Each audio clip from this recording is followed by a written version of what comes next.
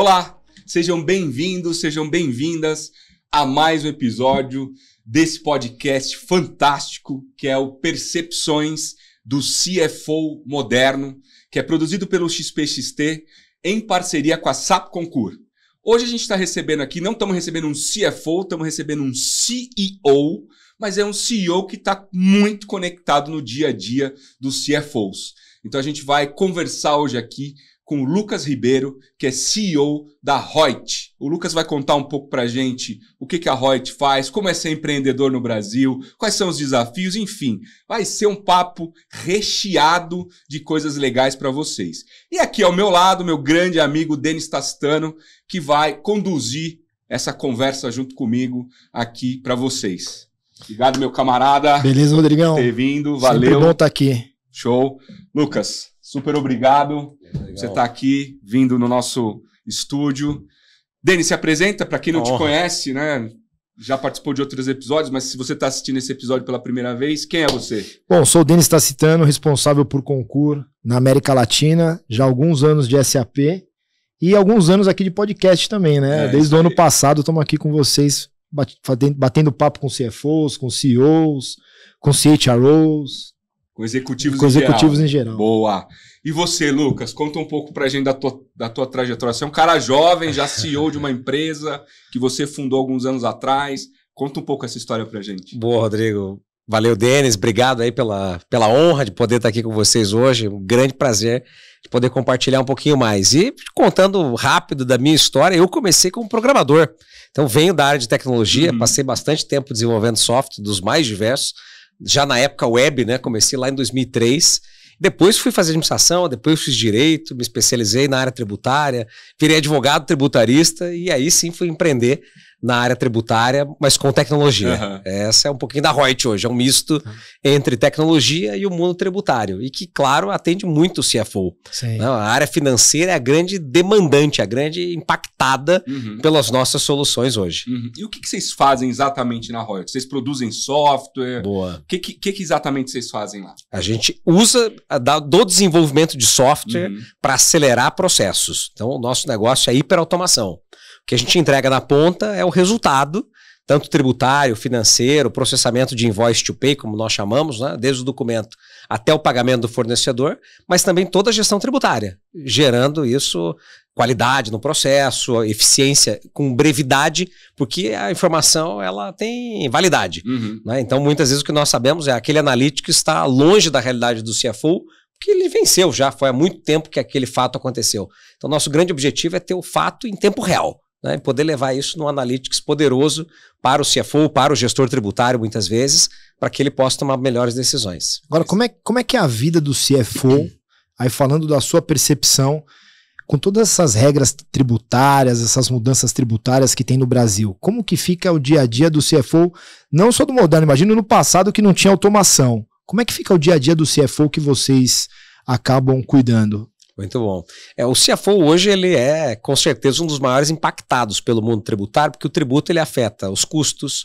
Então, toda a negociação com fornecedores tem estratégia tributária, porque se ele comprar mal, ele vai ter menos competitividade. Né? Então, isso afeta a preço de venda, tem tributário ali dentro, porque ele precisa tomar decisões para saber se ele monta, por exemplo, um centro de distribuição numa região ou em outra. Então, muitas das tomadas de decisões hoje do CFO, a estratégia financeira de fato, está no tributário. Né? Ali que está o diferencial competitivo dele, o incentivo fiscal, um benefício, né? Todas aquelas estratégias que muitas vezes a gente olha e pensa que é só de empresa gigante também, ou que é só a empresa média que consegue fazer. Não, isso é geral no Brasil. Né? Mesmo a pequena empresa, muitas vezes ela precisa de uma estratégia tributária aderente ao mercado dela, ao negócio dela, e que isso se potencializa agora com a reforma tributária. Vai ficar melhor com a reforma? Provavelmente sim, mas só em 2033, não agora. E como é que você vê a tecnologia ajudando, impulsionando inteligência artificial, né? Aproveitar que você é da área de tecnologia, né? Como é que você vê a tecnologia de fato respaldando os desafios dos CFOs? Boa. A tecnologia ela é fundamental de fato, né? A gente sabe o quanto tem de desafio hoje, mesmo que a gente use SAP, os melhores softwares que estão no mercado, nós ainda somos dependentes de pessoas. Né? E o nosso negócio é reduzir a dependência das pessoas. A gente tem um lema que nós chamamos de mínimo humano possível. Uhum. O que é o mínimo humano possível? Eu só vou usar o humano para tratar a exceção. Ou seja, aquilo que a inteligência artificial não conseguiu ter assertividade, porque existe um monte de inteligência artificial burra, né? Que é aquela que está construída, mas a curacidade dela é baixa. Então nós precisamos potencializar essa curacidade. E isso vem com o humano. O humano ajuda a criar base, histórico, para que a gente possa calibrar e chegar no nível de acuracidade altíssimo. E é isso que a gente desenvolve também. Então, muito do nosso negócio está baseado na inteligência artificial para substituir o ser humano e dar, na verdade, a essas pessoas muito mais poder, né? Porque elas conseguem ficar livres para trabalhar naquilo que é nobre, não no que é pobre. Esse é o grande objetivo, né? Dar às pessoas tempo, liberá-las, né? Dar a elas essa condição de poder se dedicar de fato à análise da informação, Ou do seja, dado. não necessariamente tirar as pessoas Exatamente. da empresa, mas É isso, Rodrigo, tempo para que elas produzam de uma forma mais efetiva. Exatamente isso. E o que a gente vê muito hoje são as pessoas, às vezes, até protegendo, né, o feudo delas ali, não querem que automatize, querem, muitas vezes, blindar determinados processos e que elas estão, na verdade, lutando contra elas mesmas, né? Porque quando nós colocamos a inteligência artificial, quando nós substituímos esse papel das pessoas, elas são liberadas para outros papéis que, de fato, a gente vem chamando isso de transformação digital responsável. Sim. Ou seja, vamos transformar, mas vamos trazer as pessoas junto para a transformação, porque elas não são burras. Né? A nossa solução, por exemplo, ela funciona em 3 a 4 minutos de um documento processando de ponta a ponta. Tudo. Então você imagina o documento chegar, ser emitido pelo fornecedor uma nota. Uma nota fiscal. Uma nota fiscal foi O emitida pelo caminhão chega fornecedor. lá Não, nem saiu o caminhão ainda. O caminhão Nem saiu. Nem saiu. Em 3 minutos, a nota já está no RP, já está escriturada, já está pronto para pagamento. Aí a pessoa olha para tudo isso e diz, peraí, isso aqui eu faço, magia, meu colega faz, né? Tem mais 2, 3 áreas fazendo, pô, isso aqui vai acabar com o meu trabalho, né? E na verdade não. Então a gente precisa levar para as pessoas de que elas vão ser parte do processo de evolução. Porque senão a gente ainda teria gente apertando o botão do elevador, né? Para a gente poder subir. Então, a evolução ela é fundamental, ela é necessária. E a tecnologia, ela nos permite cada dia mais a gente enxergar isso com o papel das pessoas, né, sendo mais valorizado. Ou seja, as pessoas são ali para redesenhar o processo, para atender melhor o cliente, para atender melhor o fornecedor, para encontrar novas maneiras de monetizar o negócio. É para isso que elas realmente agregam valor. E não para lançar nota em sistema, né? Esse é o grande objetivo. Sem dúvida. A gente fala que a máquina vai fazer o trabalho da pessoa, mas eu acho que é o contrário. A pessoa hoje está fazendo o trabalho que a máquina deveria fazer. É isso aí. É o contrário. Então, nós já estamos invertidos, já né? Já está invertido já, porque a pessoa tem que ficar com um trabalho que só o ser humano consegue desenvolver. Aí falando muito nessa eliminação do trabalho, né, que a máquina vai fazer, falando um pouco mais de soft skill, como que você vê que esse novo profissional, que não vai ser mais um profissional de trabalho manual, repetitivo, como ele tem que se preparar? Quais são as habilidades que ele tem que ter para começar a fazer um trabalho pensado? Eu até diria que antes dele, temos nós, né? Como os líderes, para poder determinar ou até conduzi-lo. Nós temos que liderar esse papel. De dizer, amigo, o futuro está indo para cá. Eu tenho falado muito que a gente tem Open Finance, nós temos uma série de Open Banking, né? Tudo está se abrindo. Nós vamos caminhar para um Open Data, né? Em breve, tudo aberto. Todos os dados são abertos e disponíveis. Quem determina o acesso a ele, a concessão dele, é o próprio detentor, né? Seja a pessoa física ou a pessoa jurídica. O que eu quero que seja mostrado. E se eu tenho todos os dados abertos, eu vou ter dados tributários, dados contábeis, dados fiscais, dados financeiros, estruturados num padrão nacional primeiro, talvez, para depois um padrão global, eu acredito nisso.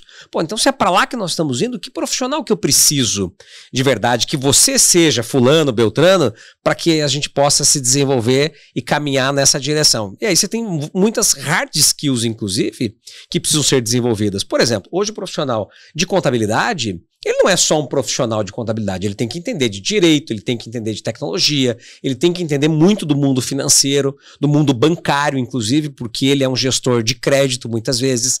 Ele é o cara que vai achar a solução financeira que não está na prateleira visível, ele tem que construir. E quanto mais ele tem que construir, isso se exige conhecimento dele. Então, acho que ainda faltam muitas hard skills para esses profissionais que estão bitolados hoje. O cara está tão focado naquela estratégia ou naquela atividade que ele não consegue olhar o entorno. Então, ele é um super especialista e ele tem que ser às vezes operacional, o generalista, exato, para que ele possa não ser só operacional. E talvez já puxar aqui a lógica do nexialista, não é? Ou seja, ele tem que ter nexo, ele tem que ter contexto em algo muito mais amplo do que aquela atividade dele. E isso caminha muito com as soft skills, né? O quanto ele consegue ter resiliência nessa busca de um conhecimento e do desenvolvimento que não está na área dele. Ele não tem domínio sobre aquilo. Então ele ainda precisa construir. Né? Isso a gente começa a eliminar até o próprio conceito das faculdades, dos cursos, né? Porque muito do que a gente aprende hoje é para ser especialista.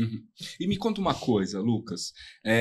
Como a gente tem ouvido falar muito no mercado de falta de profissionais especializados, né? Indo um pouco nessa linha, que você está comentando, especificamente de tecnologia, mas eu já ouvi também de outras áreas, né? O que você tem visto nas empresas nesse aspecto o que as empresas têm feito para que os seus profissionais sejam mais qualificados, uma vez que, colocando a tecnologia, eles vão ter mais tempo? E quais são as áreas que hoje você olha como empresa, aí já olhando um pouco o teu papel de empresário, que tem mais deficiência de mão de obra especializada? Talvez tecnologia, desenvolvimento? Eu vejo que hoje a gente tem déficit de bons profissionais em todas as áreas. Mesmo nas mais simples, muitas vezes, é difícil achar um profissional adequado àquele perfil, porque ele tem que combinar não só a capacidade técnica, a experiência, as soft skills dele, mas ele tem que combinar com a cultura. Porque a cultura das organizações são muito distintas.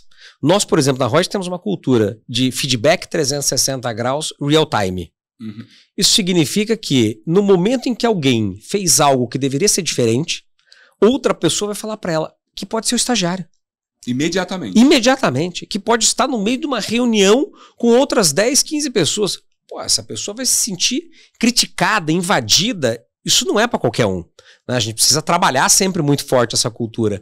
Mas isso está tão enraizado já no nosso negócio, na forma como nós conduzimos, que as pessoas veem isso de uma maneira positiva. Agora, você pega uma pessoa que vem do mercado, muitas vezes, que olha para essa circunstância e diz, pô, como é que o cara me dá uma dessa? Né? Como é que ele solta uma crítica dessa nesse momento? Até acostumar dói. Dói. Então, não só a falta do profissional, né, que lógico a gente tem em várias áreas, por exemplo, você pega hoje o engenheiro de dados. Quantos engenheiros de dados você conhece? É uma profissão relativamente nova, né? Tem, sei lá, 5 anos que a gente tem no Brasil. Talvez fora do Brasil um pouco mais tempo. Mas no Brasil, mais recente mesmo é isso, né? O engenheiro de machine learning. Pô, esses caras precisam se desenvolver não em inteligência artificial. Eu não quero um profissional que só saiba desenvolver em Python. Mas nós precisamos de um profissional que saiba o que é uma regra matriz de incidência tributária. E aí você acha que todo desenvolvedor de software está disposto a aprender uma regra matriz de incidência tributária? Não está, né? Absolutamente. Então essas múltiplas funcionalidades que ele precisa desenvolver ao longo da jornada dele é que são muitas vezes o grande desafio, porque é um estudo contínuo. O cara não para, né? Ele tem que estar sempre se atualizando de muitas coisas diferentes. E na Reut a gente vive isso de uma forma bastante pesada, intensa, porque nós navegamos no mundo contábil, fiscal, né, na própria tecnologia, com inteligência artificial, com analytics, com os RPs, né? Então a gente tem que integrar no SAP, homologar, entender como funciona, com as empresas, as companhias, para entender os processos dela de compras, processo financeiro, de contas a pagar, controladoria, auditoria. Então são muitas áreas de conhecimento que a pessoa tem que conseguir navegar. Porque se ela não entender um pouquinho, se ela não estudar um pouquinho, não, eu sou só o desenvolvedor, me dá mastigado, não conecta, não faz, não sai do lugar. Agora você vê a abertura do profissional, porque aqui a gente fala muito de vendas, e como você comentou, vendas antigamente era eu sou vendedor, eu sou geração de demanda, eu sou fechador, eu sou... Caixinha isolada. Agora virou uma disciplina única, você tem que dominar do marketing ponta a ponta, passando por vendas. E o profissional de vendas, né, quando eu comecei a vender, tinha fax, né? A gente fazia abordagem via fax. Olha Eu aí. não podia parar no fax. Era senão fax e mala direta. É, a mala direta. por correio. Correio, Então, claro, assim, com selo. Com selo. Então o profissional era ou se reinventar ou morrer, né? Você vê o profissional de finanças que, né, finanças já é quase milenar, né? De não, faço isso, faço aquilo. Você vê essa abertura do profissional, os profissionais de finanças, os clientes de vocês, eles têm essa abertura de abrir o escopo ou ainda tá difícil de sair da casinha? Pouco, Denis. Eu tenho uma piada que eu sempre faço interna, que é o seguinte, é a gente tentar vender previdência privada para mendigo. Uhum. Então assim, puta, tá muito longe da realidade do cara. O cara nem lançou nota ainda. Ele diz, meu fechamento aqui não consigo fazer nem no dia 20 da contabilidade. Os muito bem estão fechando no 5º dia útil a contabilidade. Ele diz, eu tenho nota para lançar que ficou na gaveta de um monte de gente. Eu tenho nota de serviço de fornecedor me penalizando com multa, com juros, porque ficou no e-mail de alguém parada lá a nota. Nossa. Então ele diz, pô, eu tô tão longe ainda, você tá me falando aqui de fazer FDIC, de montar operação estruturada com fornecedor, de vender energia para ele em geração distribuída. Tá longe demais isso ainda para muitas empresas. Uhum. Então o que a gente vê é esse profissional de finanças, ele ainda precisa usar Excel, ele ainda precisa buscar dados que ele não tem estruturado. Nós já temos tecnologia para fazer muito, mas a realidade das empresas, os processos, a metodologia em que elas estão ainda está 20 anos defasada. Mas aí nesse caso, Lucas, às vezes é o ambiente. Sim. Não é o profissional em si. Né? Às vezes até o CFO Sim. tem a visão. Com certeza. Né? Tem uma visão inovadora. Quer fazer. A gente recebeu aqui CFOs, por exemplo, que vão a cliente. Né, sensacional. Que visitam cliente, que estão no business ali junto com a equipe de vendas, por exemplo, tentando viabilizar os negócios e tal. Mas eu fico imaginando, sem conhecer muito dessa área, tanto quanto você conhece, que às vezes o profissional ele entra, mas o ambiente, o ecossistema ainda não comporta, né? Isso eu acho que ainda acontece bastante. Super. É o que mais acontece de verdade. E a maior parte desses desafios estão nos processos que foram sendo criados ao longo de muitos anos. Então você pega o processo de hoje, usando a tecnologia de hoje, né, mas é o mesmo processo que estava lá há 10, 15, 20 anos. Uhum. Ou seja, o processo não evoluiu. As pessoas evoluíram, a tecnologia evoluiu, o mercado evoluiu, mas o processo é o mesmo. Agora, eu sou CFO, tô numa empresa arcaica. Como que eu faço para vender a melhoria do processo, o investimento nessa melhoria?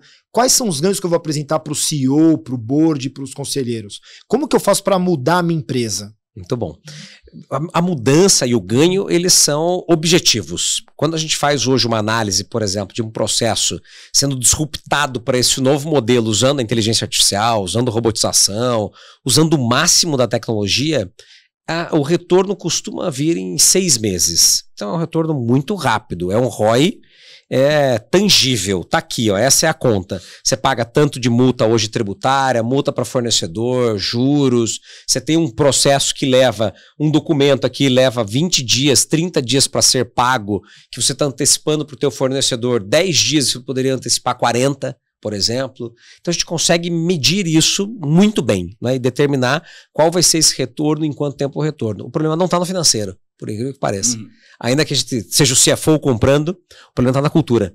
Tá. É ele chegar e dizer assim, olha só pessoal, agora pedido de compra só sai desse jeito. Agora é o fornecedor que envia a nota, hein? Não somos mais nós que ficamos lá pedindo, pelo amor de Deus. Ele entra no portal do fornecedor e ele faz o envio. Ele faz o cadastro dele. Ele preenche o formulário de compliance. Não é preenchimento em Excel, em Word. É preenchimento estruturado. Isso aqui tem sequência. Então, são muitos processos que ele precisa mudar que envolvem outras áreas. Então, ele precisa envolver o CTO, porque ele vai mexer em tecnologia, que muitas vezes já está cheio de projeto.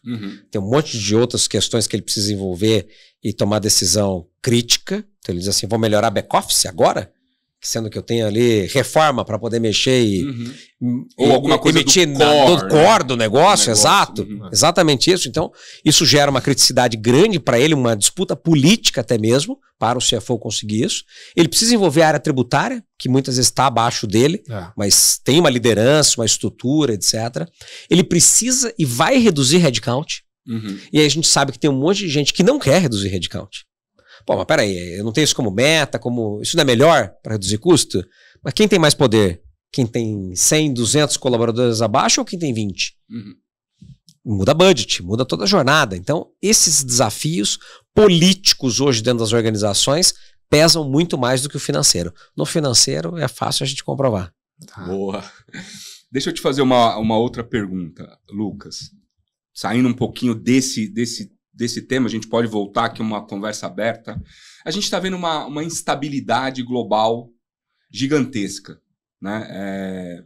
Guerras, conflitos e coisas do gênero.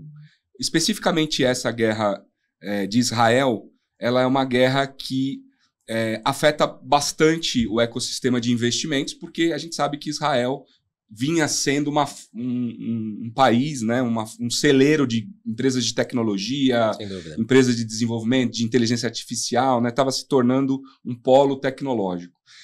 O que você tem visto como empresário, agora a tua visão de empresário, né, do movimento dessas últimas semanas, né, com esse conflito em Israel? A gente tem o conflito da Rússia, né? O que você tem visto de movimento a favor ou não tão favorável assim do ponto de vista de investimento para essas empresas? Sem dúvida, é muito triste, né, o que nós estamos vivendo. Essa é uma realidade cruel. Cruelíssima. Cruel. Porque eu estive em Israel, inclusive, esse ano, e profissionais extraordinários, né, empresas extraordinárias, dedicadas de fato a um propósito. Isso me causou bastante estranheza, até eu diria a vocês. Porque a gente está muito habituado a ver um modelo norte-americano em se fazer um negócio para gerar muito dinheiro, valuation na lua, propósito, né, sensacional, né, o cara fica próxima empresa, próximo negócio. Não, o que eu mais ouvi em várias visitas, e a gente visitava 4, 5 empresas por dia em Israel durante uma semana, foi praticamente todos os empreendedores e os negócios voltados para transformar a vida de muitos. Então, assim, isso me surpreendeu muito, né? Essa boa prática deles de sempre favorecer a sociedade e não só se favorecer. Isso me chamou bastante atenção. E aí, quando a gente olha, a Ucrânia sempre foi um celeiro de tecnologia. Sim. Rússia tem grandes soluções hoje de tecnologia usada pela maior parte das empresas que são russas também. E Israel na dianteira do desenvolvimento de tecnologia para cibersegurança e para saúde. Então nós temos uma perda para a humanidade quando a gente tem essa guerra. Não é uma perda para estas empresas, para os investidores, para os profissionais que estão lá. Todos nós estamos sendo afetados e seremos muito mais afetados pelo que não está sendo desenvolvido lá agora, por conta da guerra.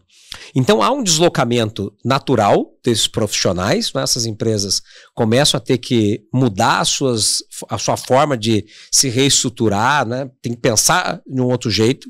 Muitos desses profissionais eventualmente vão para a guerra, né? Porque boa parte dos israelenses...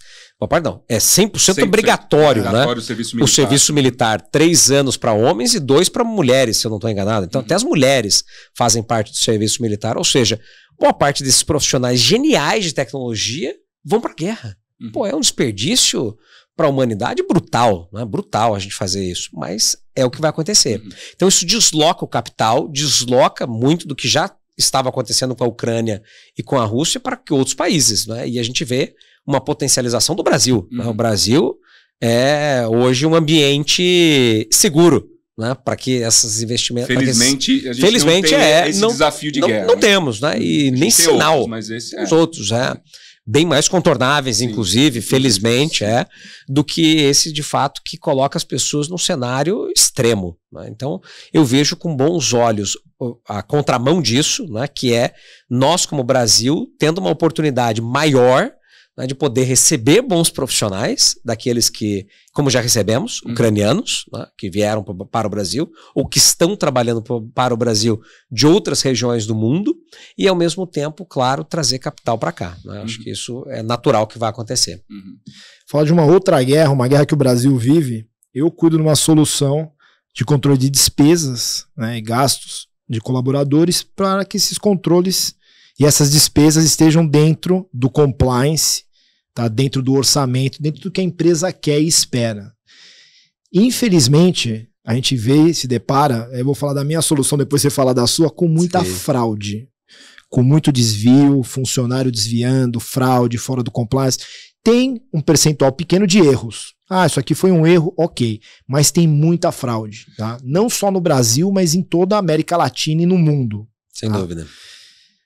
Tributário, Brasil, imposto, tocando com o financeiro. Como que vocês lidam com as celeiro fraudes? Bom, né? É isso. Eu coloquei os elementos ali. Que fantástica essa combinação, né? Como que vocês lidam? Vocês encontram muitas fraudes? Que tipo de fraude que vocês encontram que trazem resultados positivos para a empresa começar, né, a tirar as fraudes e até para aumentar servir como alerta para quem está escutando com certeza, a gente. Exatamente. Com certeza. A clássica é a nota cancelada. Então imagina que o fornecedor emitiu uma nota fiscal para sua empresa e ele espera o processamento dessa nota, às vezes espera até o recebimento e ele cancela. Ou ele manda e já cancela, porque aí você não vai checar, e ele já sabe disso, de uma ineficiência operacional. Então ele emite a nota, manda para você, cancela, ele não tributa aquela nota. Você vai correr um risco de ser glosado, o crédito de PIS e COFINS, o crédito que está vinculado ali muitas vezes à dedutibilidade, que vai ser gerada de IR de CSLL, e que você não conhece disso, ou só vai conhecer lá na frente com uma autuação do fisco. Então essa é super comum. A outra é a adulteração do documento fiscal. Então o fornecedor vai lá, pega uma nota de R$1.000 e adultera, edita o PDF, muitas vezes, e coloca 10 mil. Ou o XML. Ele pode fazer isso no XML. Ele vai lá, mexe no arquivo, abre no bloco de notas, é fácil mexer, não é? Qualquer um desses arquivos. Edita o PDF e o XML e manda para sua empresa. Você não buscou, não fez a checagem na Cefaz, né, que é a Secretaria de Fazenda, ou seja, eu não fui lá no órgão responsável pela emissão, pela gestão daquela nota, checar a autenticidade, porque humanamente é uma loucura fazer isso, né? Então as empresas não fazem, e a gente robotizou tudo isso para poder eliminar. E é muito comum, né? Muito comum. Ou seja, seu robozinho vai lá e checa. Vai lá e checa, pega a nota cancelada. Puta, é uma constante isso. Isso eu falo, tem uma constante. É uma constante, é claro. Aí depois o fornecedor começa a ser notificado. Em 2, 3 meses usando a nossa solução, a gente já percebe uma queda abrupta. Agora, porque ele sabe que fechou a porteira. Fechou a porteira. Agora, para quem não conhece tanto de finanças, onde está a fraude quando você emite uma nota, cancela essa nota? O que exatamente é a fraude aí? A fraude, nesse caso, é porque a nota fiscal ela é uma obrigação acessória. Né? Ou seja, eu prestei um serviço, eu forneci uma mercadoria e eu tenho que suportar aquilo para que o fisco conheça. Né? E ele vai conhecer tanto para a tributação da empresa que emitiu, quanto para os créditos tributários da empresa que recebeu. Então, se eu estou cancelando, eu estou deixando de pagar tributo. Então isso, na verdade, é uma sonegação fiscal, é uma prática, né, que inclusive pode ser considerada criminosa nesse momento. Né?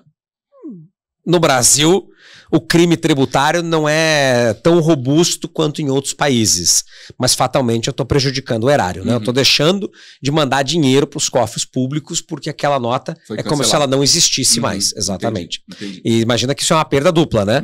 Porque aquela empresa que emitiu, aquele fornecedor, ele deixou de pagar os tributos sobre a venda e a empresa que recebeu tomou créditos sobre os tributos. Né, que também é o famoso nota fria. Então também é chamado dessa forma. Às vezes a empresa que está recebendo nem sabe, né? Nem sabe.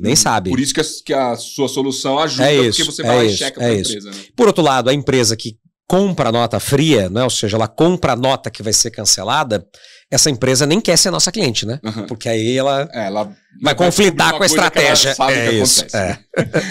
Ô, Denis, deixa eu, antes de seguir, para quem não conhece SAP Concur, né, você comentou que é uma ferramenta que pega fraude e tal. O que exatamente é o SAP Concur, para quem não conhece? Tá. Então a gente comenta sobre fraudes, né? E que o Concur faz? Ele não só automatiza, tá? Como ele regulariza as despesas dos funcionários para que estejam dentro da política da empresa. Cada política tem a sua empresa de controle de despesas.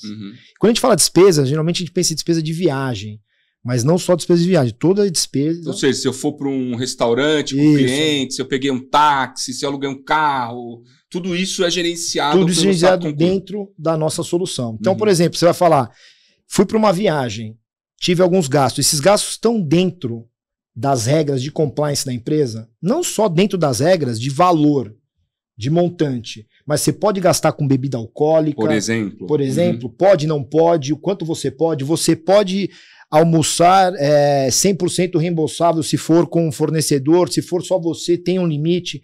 Todas essas regras que parecem simples, que também não tem como uma pessoa ir lá checar na unha. De vários funcionários. Como difícil, você comentou, né? De nota, eu posso emitir várias vezes a mesma nota para a empresa pagar. Se não tem alguém checando se essa nota já foi colocada, eu fui almoçar com você, coloquei para pagar lá R$50. Daqui um mês eu coloco de novo. Quem vai checar isso? A solução faz essa checagem. Só que não é só essa checagem da solução, a gente permite que os CFOs, que as áreas de compras, comecem a fazer uma gestão inteligente dos gastos. Quais são os fornecedores que eu mais gasto? Quais são as pessoas que mais gastam? Quais são os tipos de gasto? Então a gente faz toda uma gestão estratégica em cima dos gastos relacionados aos funcionários, que em alguns casos chegam a ser o segundo maior gasto da empresa. Caramba! Tirando folha de pagamento, por exemplo. Surreal. Tá? É surreal isso. E aí você imagina uma consultoria. Você tem uma consultoria com 1000 consultores. O gasto desses consultores, só a folha não bate o gasto desses consultores. Porque eles estão em cliente, tá viajando no hotel, não sei o quê. E como você faz para checar isso? Tá? Isso protege a empresa não só no financeiro, isso protege a empresa também na parte de compliance. Quantas empresas não são notificadas, estão mudando até de nome por conta do compliance? É verdade. Agora, é comum a fraude nesse tipo de coisa, no relatório de reembolso?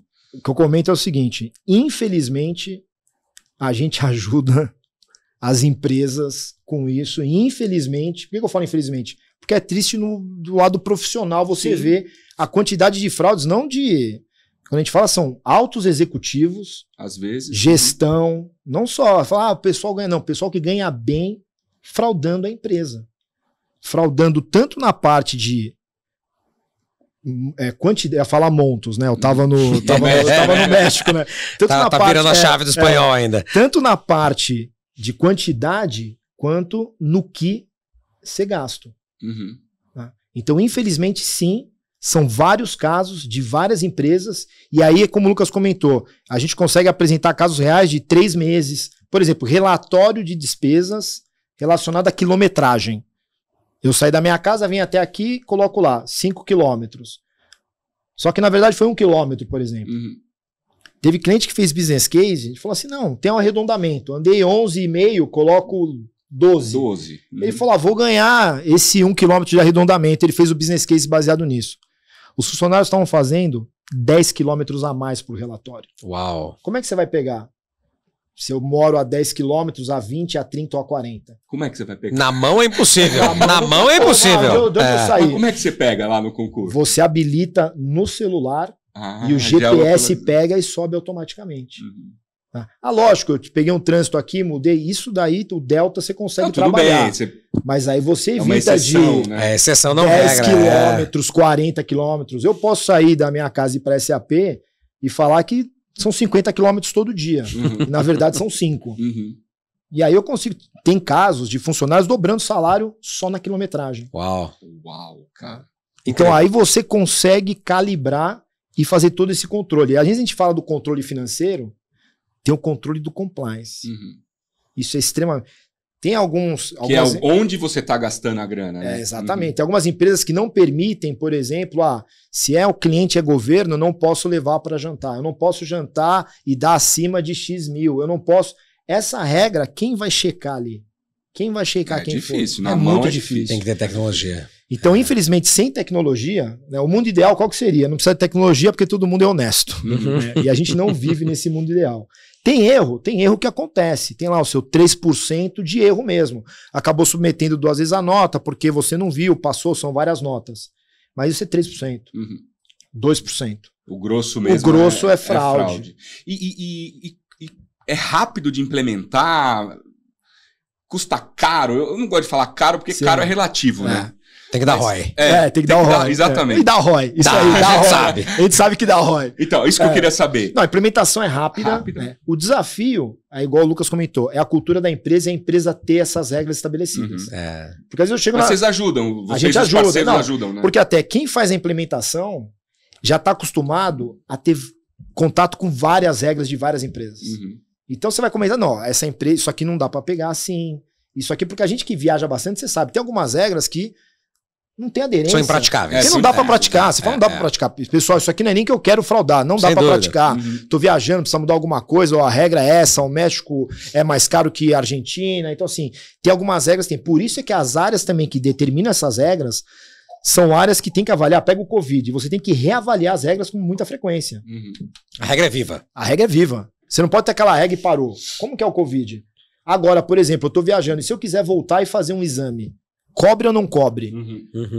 Como é que eu vou fazer? O funcionário vai ficar às vezes desmotivado. Eu não quero viajar. Eu quero viajar e estar num hotel mais seguro. Você pode cadastrar os hotéis mais seguros dentro da ferramenta para habilitar para o funcionário estar nesse hotel mais seguro. Legal. Por quê? Por conta de temas sanitários, por exemplo. Ah, não, eu quero fazer um teste quando eu vou, quando eu volto. Tá na regra? Antes não estava. Quem vai fazer um teste? Agora tem que estar. Então a regra é viva. Você também tem que escutar os funcionários, né? E a gente ajuda na implementação. Por quê? Porque aquelas regras que algumas são impraticáveis, né? E a implementação é rápida. O desafio é ter. Eu chego na sua casa e falo, qual que é a regra aqui do mercado? Você olha e fala para mim, não tem. Pode comprar tudo em chocolate? Não falei com ninguém, não está escrito. Aí você tem que documentar para depois implementar a regra. Esse é o grande desafio. Esse é o grande desafio. Mas tem que começar. E é igual radar. O radar, você não sabe se está funcionando ou não. Só de ter a placa, você já pisa no freio. Isso aí. Quando você começa a implementar a solução, você já vê que os gastos começam a diminuir. A gente tem um amigo... Curiosamente. A gente tinha um amigo que lá em 1900 e Guaraná com rolha, tinha uma empresa e o gasto de telefone era muito alto nessa empresa. E aí ele disse para os funcionários, lá 25 anos atrás, ele falou, a gente implementou aqui um sistema que mede o gasto telefônico para quem você está ligando, tal, não sei o quê. Só isso, e não implementou nada, que na época não existia. Só de falar. Tava se começando a pensar nisso. E ele falou, não, eu vou falar que a gente implementou. Que tem. Só de falar que tava tendo austeridade no controle, estava tendo controle, austeridade, o custo caiu 30%. Só de falar que você estava. Porque realmente, quando está aberto, né, as pessoas tendem a não se preocupar, tendem a falar, putz, eu vou almoçar aqui mesmo e boto no reembolso. Né? Então, essas tecnologias, né, tanto o SAP Concur quanto a da Reut, elas são tecnologias que ajudam você a focar no teu negócio. Né? Eu não preciso me preocupar com reembolso. É isso aí. Que é um custo que vai crescendo, se você não olha. Né? E o interessante é que você vê essa onda de demissões, né? As empresas querendo enxugar, e tem uma ferida aberta aqui que eles não estão enxugando. Então, que é mais cara. Que é mais caro. Às vezes tem muito mais dinheiro nisso. Tem mais dinheiro. Você pega lá relatório de despesa, você pega a parte tributária. Não, estão pensando em cortar pessoal. Aí você corta pessoal, acaba ficando ineficiente, acaba colocando sobrecarga no resto do pessoal que ficou. Enquanto isso, tá tomando multa porque não manda o imposto na data correta. Tem gente que ficou gastando errado. A ineficiência é cara. É caríssimo. Então, às vezes é melhor você olhar para deixar o lado mais eficiente e deixa o pessoal aqui trabalhando de maneira mais eficiente. Mas, pessoal, o que é mais fácil? Pega a folha, passa a régua na folha, do que você cavocar um pouco e encontrar aqueles custos. Porque sem uma tecnologia é difícil, né, Denis? Quando tem um concurso, é fácil. Quando tem Reut, é fácil. E hoje isso, Rodrigão, a gente chama isso de auditoria real time. Porque o que é auditoria? A auditoria é uma análise amostral, ou seja, eu pego... Pós-mortem, né? Pós-mortem, já foi. Já foi. Ou seja, daqui 6 meses, 1 ano, alguém vai pegar e vai olhar e vai dizer, opa, acho que tem um indício aqui errado. O funcionário já foi embora. O cara já saiu, já ninguém mais nem lembra, já não tem o documento tá deteriorado, a história fica mal contada. Quando a gente tem auditoria censitária, que é o que o Concur faz com os pagamentos, que é o que Reut faz, né, com o fornecedor, com nota fiscal, lançamento. Você falou aí o cara mandar a nota duplicada, né, o reembolso duplicado. Nós temos muitos casos do fornecedor manda, às vezes intencional ou não, para o mesmo pedido de compra. Que já foi, ele já entregou, ele já fez o serviço. Ou seja, nem existe mais e ele está recebendo. Está recebendo errado, em dobro, em triplo muitas vezes. Com a auditoria real time, a gente está olhando para aquele cenário, naquele momento, naquele documento. E é isso que dá realmente o compliance, na minha opinião, absoluto. Né? Ou seja, aquele cenário é dominado. Né? E aí eu não tenho mais as intervenções humanas posteriores. Elas podem até existir, mas por formalidade, né? E não mais por necessidade. E, de novo, né, que você ganha tempo para focar agir. No seu... e para tomar ação. Perfeito, é isso aí. Lucas, você como empresário, né? Sua empresa tem 6, 7 anos, pelo que eu... 7 anos, 7 anos, legal. Quais foram os maiores desafios que você enfrentou desde o momento que você abriu a empresa? Essa lista é longa, hein? Quantas horas nós temos de... 3? Eu adoro fazer essa pergunta para os empreendedores, porque eu acho que serve de exemplo para os que estão entrando, né? Para quem está ouvindo a gente e quer ser empreendedor. Escolhe aí, sei lá, top 2. Inúmeros mesmo. Bom, o primeiro desafio, de fato, é você convencer as pessoas que estão com você. Acho que esse é o mais desafiador, né? Principalmente no nosso modelo, que era muito disruptivo. Eu precisava, com os meus sócios ali, né, dizer para eles, olha, vamos arriscar nisso, na inteligência artificial. Pô, em 2018, 2017, ninguém nem falava de inteligência artificial direito ainda. Hoje, ChatGPT, as pessoas já entenderam que inteligência artificial existe. Até antes de ChatGPT, as pessoas ainda tinham dúvida, né, se isso valia a pena, não valia. Pô, nós precisamos trazer um cara de Harvard na época, porque não tinha no Brasil ainda bem consolidado, então precisava discutir temas fora do nosso ambiente seguro, fora da nossa zona de conforto, né? E que era um risco enorme de investimento sem nenhuma certeza de retorno. Então esse desafio de convencer as pessoas que estão com você, ele durou um bom tempo. Inclusive com os colaboradores. Imagina só, em 2016 nós fazíamos BPO, contábil fiscal. Então eu atendia empresa no lucro real, empresa média, faturando de 30, 200 milhões de reais, e nós fazíamos a contabilidade delas inteira, apuração fiscal, tudo. E essas pessoas que são contadores, a gente dizia para elas, olha, eu dizia muito, né? Palestras o tempo inteiro, para mexer na cultura de fato. Pessoal, o que vocês fazem hoje não vai mais existir daqui 2, 3 anos. As pessoas não acreditavam. A maior parte das pessoas... Sempre foi feito assim? Sempre foi feito assim. Não, você tá louco. Nunca que uma inteligência artificial vai olhar para uma nota e vai dizer se tem tributo retido ou não tem.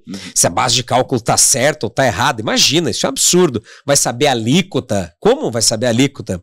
Hoje nós temos uma base de 2 bilhões e 100 milhões de cenários tributários. Tá lá no BigQuery, lá no Google. Somos case do Google, inclusive, por conta disso. O processamento de 1,45 petabytes a gente faz por mês. Surreal. Mas por quê? Cruzamento de dado. Então as pessoas olhavam para tudo isso lá atrás e diziam assim, nós não vamos chegar lá. E vou te falar, era tanta dúvida que em alguns momentos eu me questionava. Dizia, será que nós não vamos chegar mesmo? Será que elas estão certas? E eu Você fechava louco? A porta e falava, o que eu tô falando? O que eu tô falando? Pô, será que eu também acredito nisso, né? É muito desafiador isso. Então você lutar contra o status quo, né? Aquele modelo que tá ali há décadas já estruturado, esse seguramente é o que mais te coloca em choque ali até de realidade para dizer, será que vamos ou não vamos, né? Continuar. E aí, lógico, vários outros desafios de conseguir profissional, trocar. Nossa, turnover nosso era insano. Durante os 3, 4 primeiros anos, a gente demorou muito para calibrar as pessoas. Qual era de fato a cultura, como que nós chegaremos nisso?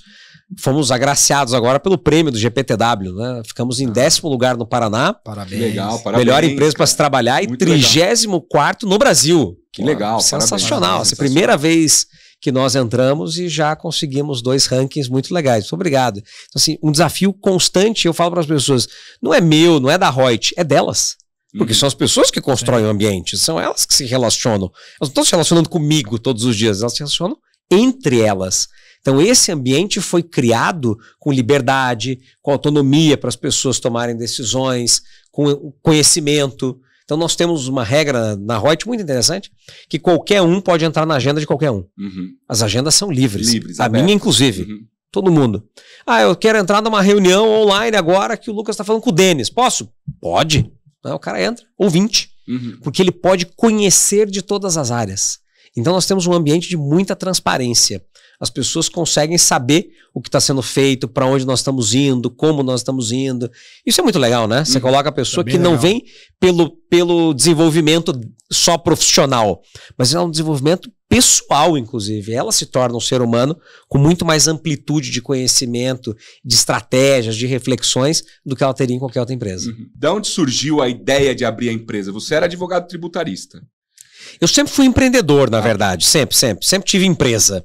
Já tive empresa na área de tecnologia voltada para CRM, por exemplo. Que legal. Quando poucos falavam de CRM, Salesforce estava começando. Encrenca, né? Eu gosto de uma encrenca. Já que vamos brigar bem, né? Essa é a lógica. Gosto de uma encrenca. Depois fui para BI. Que legal. No Clique estava surgindo ainda. Nem existia Power BI. Power BI veio muito depois. Então, assim, gosto realmente da inovação. Né? Isso sempre foi o meu drive, né, para a inovação. E a Reut, ela nasceu, na verdade, provocada pelos clientes. Os nossos clientes de consultoria tributária, principalmente os estrangeiros, eu atendia muitos espanhóis na época, eles chegaram no Brasil e disseram, Lucas, isso aqui não é contabilidade. Isso aqui não é assim que a gente vive lá fora. O contador existe para atender a empresa, não para atender o fisco. O fisco é 5% aqui, parece que no Brasil o fisco é 110%. E na verdade não, o fisco é 200% no Brasil, né? Então o contador não consegue, a empresa vive para o fisco, o ônus da gestão voltada para esse compliance não é um compliance do bem. É um compliance do mal, muitas vezes, porque está ali para penalizar a empresa, está buscando aquela vírgula que ela deixou de colocar, a informação que ela preencheu no campo errado, sabe, a maldade mesmo da estrutura. Isso já se enraizou no Brasil. Não é nem intencional, talvez, né? Mas é do processo. Faz parte já da nossa realidade. Então isso, essas empresas começaram a olhar e dizer assim, falta muita coisa ainda.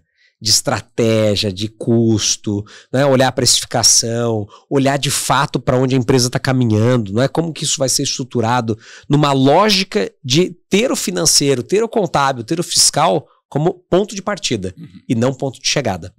Essa foi a grande diferença e ali me deu um estalo. Eu falei, sacada de... precisamos montar um negócio para isso.